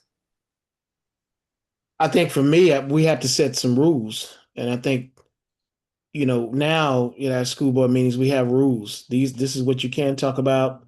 This is what you can't talk about. This is your time limit. If you deviate from those rules, then you can lose your spot and ask to be sat down or escorted from the meeting. And so I think just for me, just for everybody involved, just a set of rules. Because when you kind of have an open forum like that, people can come there and talk about anything, but you have to have those rules to say, we only want to discuss things that the school board or the council can control, not just making this a after 5 vent session. So, that's what I would add. So one thing that would be on the trust menu is they follow and respect the ground rules. Okay, Jeff, you have your hand up. Doc Rice always brings creative ideas in my head. Because it's when he said open forum, that's when it clicked in my head about in social work, we learned about handling like AA, Alcohol Anonymous, Narcotics Anonymous, group therapy types of things. And then we talked about the pros and the cons of the open and the closed groups, and how much harder it is to have an open group where people can come and go, and you don't actually build that trust and relationship between these people. And it's a lot harder to do that where if it's closed. And so like the city council has that trust because they've known themselves for a lot longer than the people who keep coming and going. So it may not even just be the residents trusting the city council. It could be the residents not trusting each other, because if that person who's speaking out, or the resident, is mocking the city council, and the city council can't manage the conflict, then they might think, well, that resident might attack me. They may trust the city council, but they may not trust the other people they don't know. So what would it take for that person to say, I can trust? What would be a behavior that would have to happen? Maybe the city council has to set ground rules, but or maybe there has to be something that has to happen for that community member to be working and doing. Jeff, ideas on that? Yeah, I think it would be now, and I'm thinking how I would try in a perfect ideal world of and that's so hard. And still allowing them to speak, but yet you have to be able to have other people have the time. So I think it does rely a lot on kind of just the small details of what we're learning, right? The listening, looking for the interest. And I think that would help accelerate the conversation in in what it accelerate the conversation going on between the person who's mocking, maybe interrupting, finding the interest of what they're talking about, addressing and really addressing that, creating those options for solutions and going from there. It's kind of hard other than just to push them away, but to just address it with those details that we're kind of learning in this class and how to manage it. Yeah, so and I do think the ground rules and a strong moderator or leader in a city council meeting can go a long way with this and just basically cut the person off. And if the people that are coming to the meeting start seeing that that behavior will actually be upheld, then they're going to trust that the next time we can be seen. Now, that doesn't necessarily build trust in the person that's the community member. So I might have to do some things in my heart to actually, this is what I was asking and challenging Dr. Rice on early in the semester, is like, what would it take to build the relationship, for you even to want to build the relationship with that person that's always disrupting? Because we may not want, I mean, so this attract chapter is also about what would it take for me to actually change my heart towards that person. And I think, going back and looking at that chapter from that perspective is also helpful. Sometimes it means somebody from the outside actually has to help me to be able to do that. Tony, I see your hand up. Um, I mean, one idea was to piggyback on off of Doc Rice and formalize an agenda. I mean, set up a ground rules, but here's the agenda. This is what we're talking about today. And then on the other side of it, take the guy to lunch. I heard on a TED talk the other day, if he's behaving in that obnoxious way, pay for it, and if you need to set up some kind of, rules about the lunch, that can be done. But, I mean, you can have a cop be there and see if he continues that behavior when there's an authority figure in the room who's not doing anything and just standing back. Because if he's mocking, intimidating, and well, intimidation, that is something that if it happens in front of a law enforcement officer, they're supposed to step into it. So if he gets silent and, and he doesn't say anything during that whole meeting, well, now he's just all bluster. And hopefully people will build that confidence and then have a leader or a moderator who could shut him down or at least open a dialogue with him. Mhm, mhm. Um, So those are what you all have all said, and Kat, I don't know if you want to add anything in here, is you all have been choreographing the play. That's what you've been doing. You're looking at it, zooming out, and you're saying, this is what would have to happen. In some ways, now I'll be honest, my magic wand with Dr. Rice would be that person never comes to the meeting again. And we all get along. That's my magic wand, okay? Or that person actually completely changes they have a heart transplant, not really physically, but something changes inside of them and actually rebuild a relationship. That'd be my magic wand as well. And the iconic photo would be we love going to city council meetings or school board meetings. I mean, so anyway, so I just think, as we're thinking about these things, bullying is a hard nut to crack, right? Both in the hearts of the person that's the bully, because I think about, why does a person bully? They might bully because of fear. They might bully because that's the only way that they've seen anybody interact. They might bully for attention. Taking a trauma-informed perspective on bullying would be also important for us to be thinking about what might be the trauma in their life that has created this unsafe environment that they continue creating for others. And recognizing that. All right, so let's just kind of tie this up. We've got 5 minutes left. What is, if I was going to say, and some of you probably may have read these chapters already ahead. What was the biggest takeaway from either the bullying chapter or the Yuri chapter for this week that you're continuing to think about it, and you're wanting to know, maybe I need to be using that, or I'd like to be thinking about something in this way. So I'd like to just kind of go around. I'll start with you, Tony. I loved his coal miner, how he approached the coal miner situation. I mean, yeah, he got a little hazing, but if you really want to build the respect of people who are like that, who are real workers, you get down in the field in the dirt with them. And I mean, he didn't say he was in there, you know, mining, but he was willing to go down to that very dangerous place with them and occupy the same space.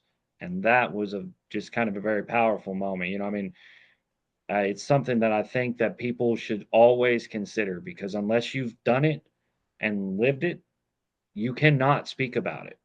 I mean, you really can't. And that's like with bullying. I mean, if you've never really truly been bullied or lived with an abuser or things like that, the best you can do is actually listen. And then he showed them the respect that they deserve to be, because they ultimately stopped the whole vote and said, we're not going to commit to this because we don't trust you.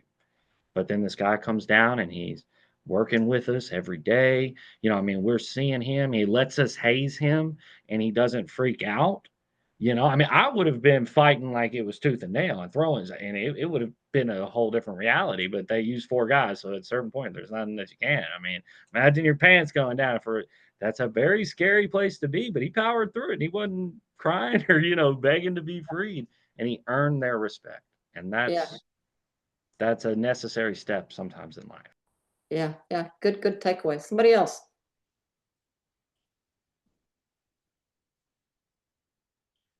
I guess for me, when I looked at the bullying chapter, I was looking at relational aggression because it related to some of the bullying that my daughter experienced in her middle school, where uh, the friends actually manipulated the relationship she had with other friends, and so they not only caused her to have triggering events, but then they tried to take away her support group. And so I see bullying is trying to isolate, because when you got the support group, then you have people that have your back and can stand up for you. And so that's one thing that stood out for me when I was looking at chapter 8 on bullying, is that the relational aggression, and how you know they called it indirect victimization. And so and I think it also ties back to the scenario on city council, where one loud voice and 100 people in there. I mean, the odds, I mean, it's just there's no balance. And so someone has to say, okay, we got to recognize this is 100 against one. And so why are we allowing this one person to manipulate the rest of us when 10 of us could shut all this down? So that's what I got from this week. It's interesting that relational aggression and the isolation from your support network. Those are really two profound thoughts there. Because if we can get isolated, and the traditional picture of bullying to me is the kid that brings their lunchbox to school, right? And the bullies all come around them and they kind of push them over to the side of the playground, and they get the lunchbox. Nobody else around or watching them. And yeah, they've separated them. They've made them feel alone. And so that fear, and that is relational aggression. Yeah. Jeff, Kat, anything to add in terms of takeaways?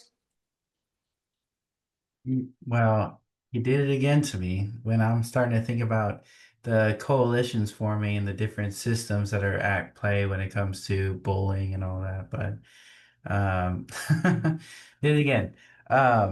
No, when with the possible for chapter 8, it's how everything was set up to get us to rethink about that victory speech. And it seems that Uri is trying to get us to constantly visualize the optimism of the benefits of the situation and how it can actually play out, right? And still trying to get us to see from that possibilist perspective of continually to actually visualize it and see it. But It is. Almost all of this, the techniques that he mentions in that chapter are that visualization of success. Yeah. Yeah. Good point. Kat, anything you want to add?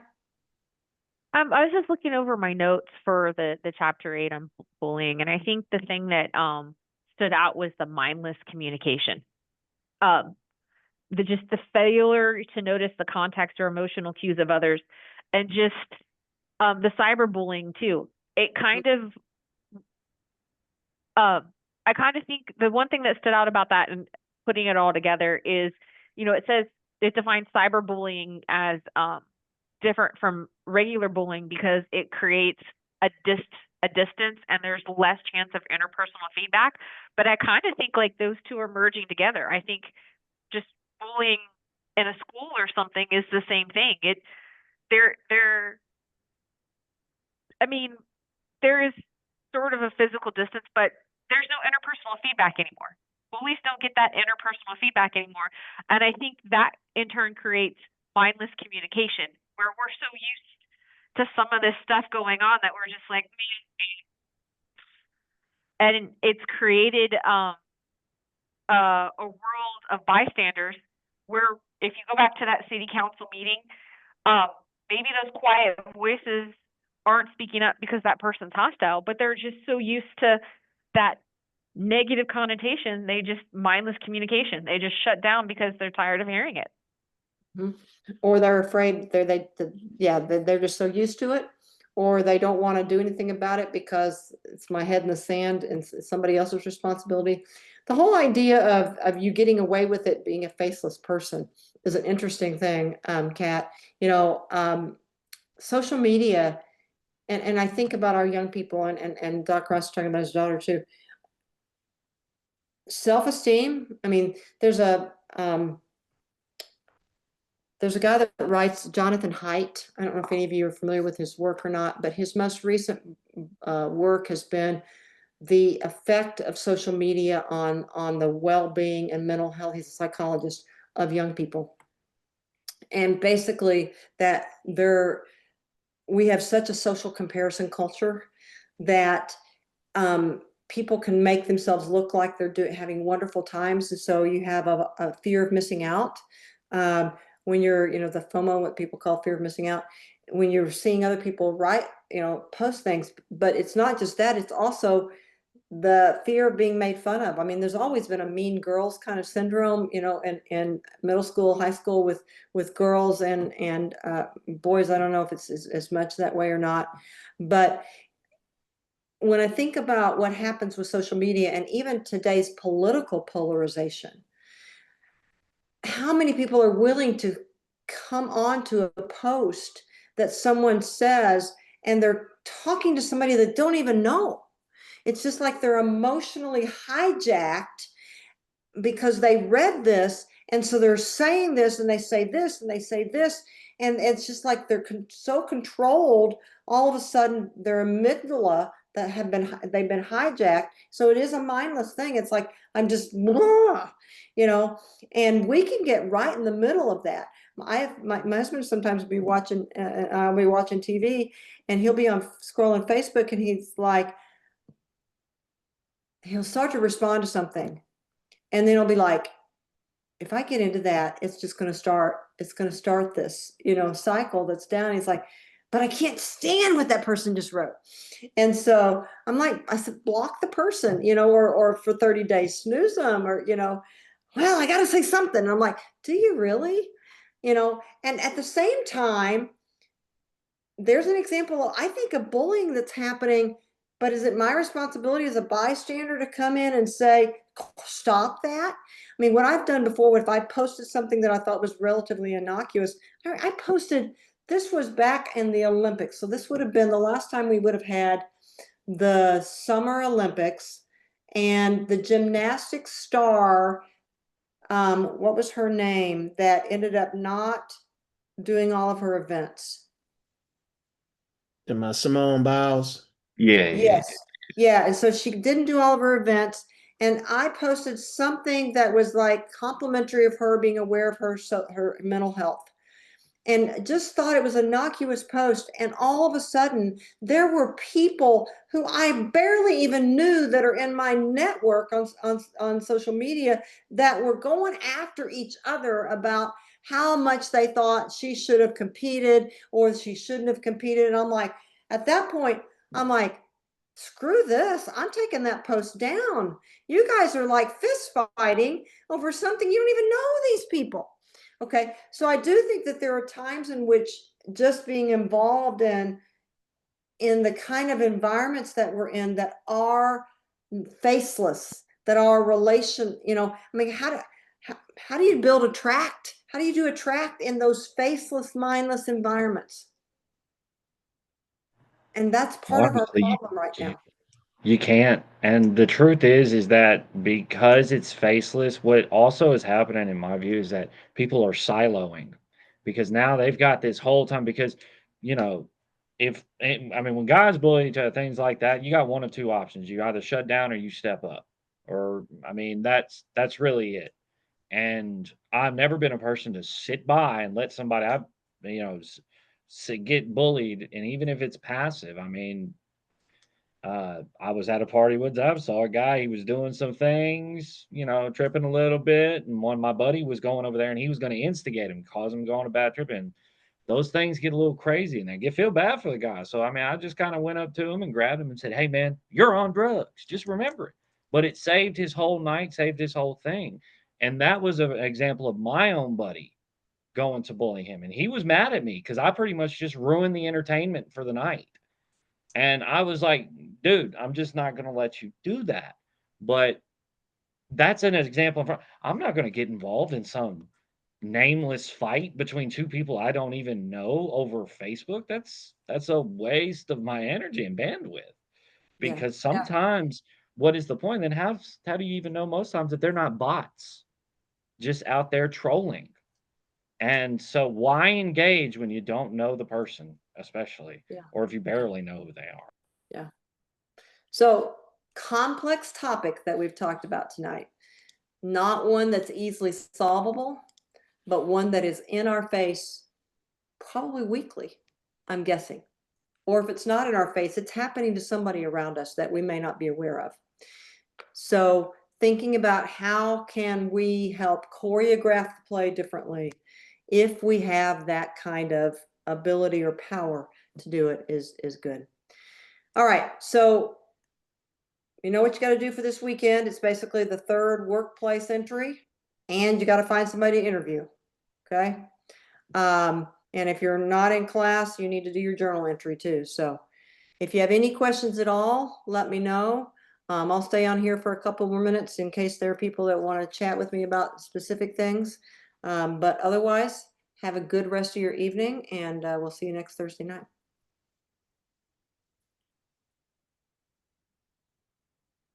Hey, Dr.